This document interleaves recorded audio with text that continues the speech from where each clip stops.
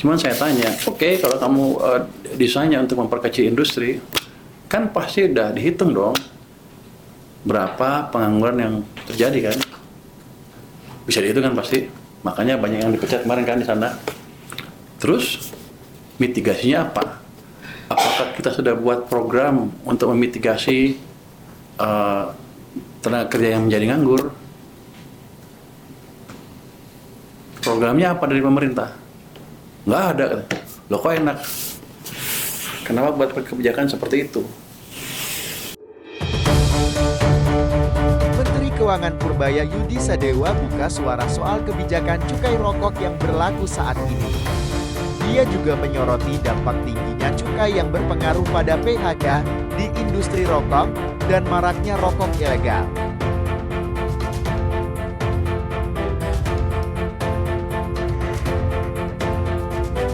Purbaya mempersoalkan kebijakan cukai rokok yang selama ini mementingkan pendapatan negara dan kesehatan.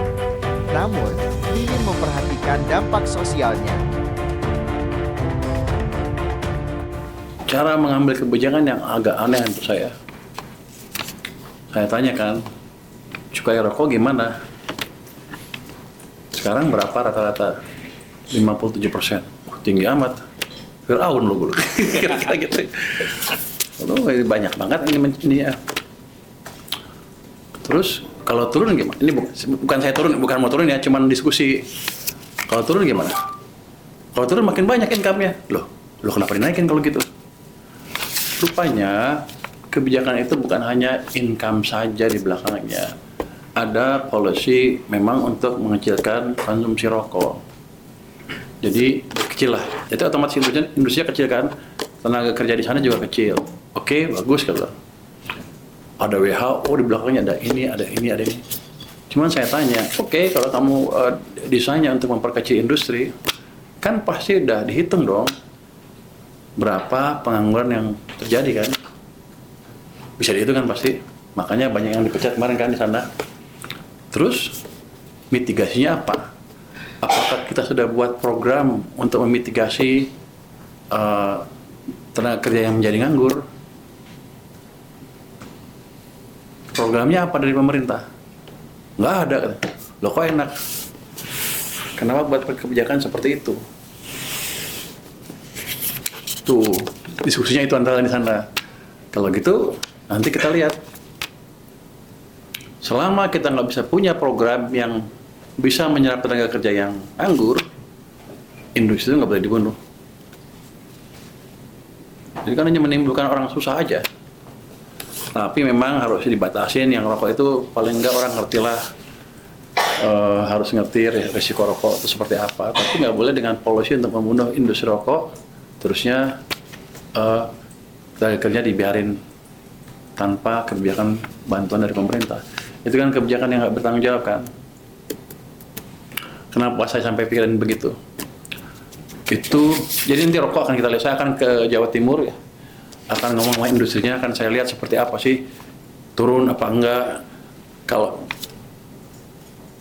Kalau misalnya nggak turun, tapi pasar mereka saya lindungin.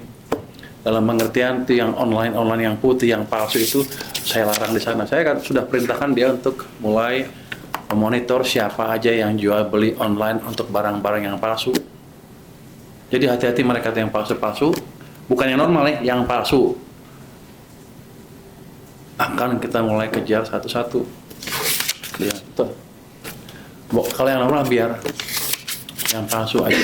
Karena gini, nggak fair kan kita narik ratusan triliun pajak dari rokok, sementara mereka nggak dilindungin, marketnya nggak dilindungin. Kita membunuh industri kita, masuk palsu dari Cina apa dari luar negeri ya, situ. Di sana kerja, di sini dibunuh, kan sama aja. Mendingan gue hidupin yang sini, sana tuh bunuh. Kira-kira begitu. Kita akan lihat ke arah sana. Menurut Purbaya, menaikkan tarif bukan satu-satunya solusi untuk mendongkrak pendapatan.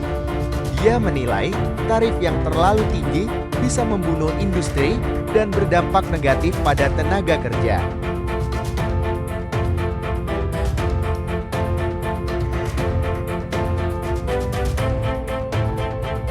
Purbaya menegaskan dirinya tidak setuju dengan kebijakan yang didesain untuk membunuh industri tanpa adanya program mitigasi bagi pekerja yang kehilangan pekerjaan.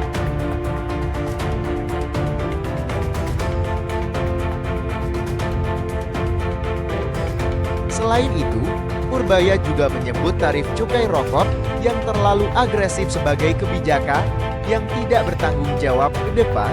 Purbaya berjanji untuk lebih memperhatikan industri rokok. Dia berencana untuk mengunjungi sejumlah pabrik rokok untuk berbicara dengan para pelaku industri.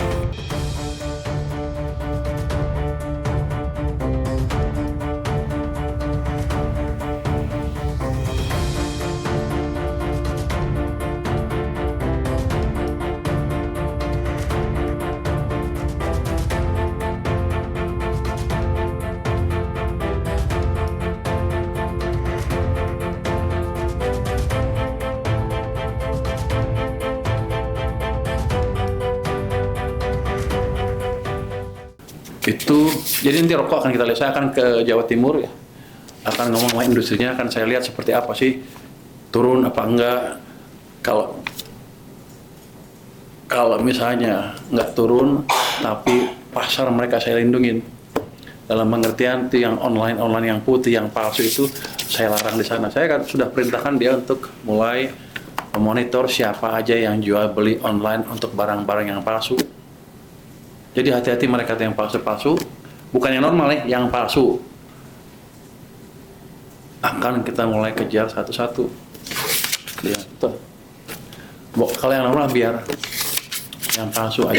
Karena gini, nggak fair kan kita narik ratusan triliun pajak dari rokok, sementara mereka nggak dilindungin, marketnya nggak dilindungin. Kita membunuh industri kita, masuk palsu dari Cina apa dari luar negeri ya, situ. Di sana kerja, di sini dibunuh, kan sama aja. Mendingan gue hidupin yang sini, sana tuh bunuh. Kira-kira begitu. Kita akan lihat ke arah sana gerakannya. Satu lagi, apalagi tadi kemarin baca itu palsu itu. Ya. Itu utamanya. Pak, balik ke konteks berarti perkembangannya sampai saat ini Bapak belum terinformasi. Kalau kata orang pajak, kalau itu bagus katanya. Sudah stabil katanya, walaupun kalau kata teman-teman yang bayar itu masih lama banget.